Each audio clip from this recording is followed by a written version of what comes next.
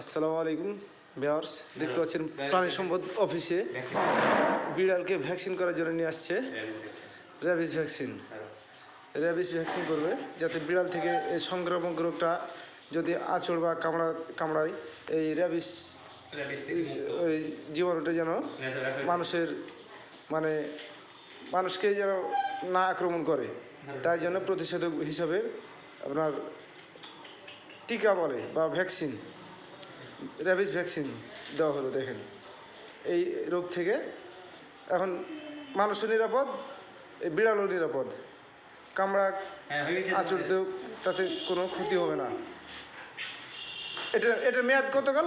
মেয়াদকাল 4 মাস মেয়াদের একটা rabies vaccine করা হলো।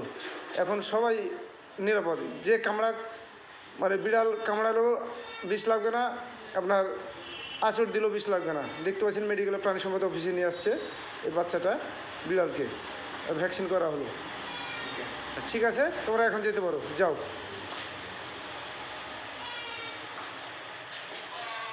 র্যাবিস থেকে একটা মারাত্মক রোগ হয়, জেনেটিক রোগ বলে এটা।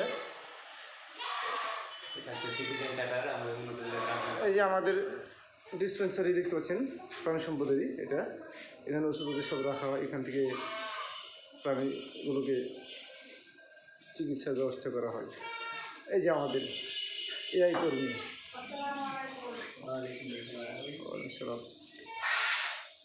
আমাদের মাননীয় এআই টেকনিশিয়ান সাহেব, ভোলাহাট প্রাণী সম্পদ অফিস চালাই।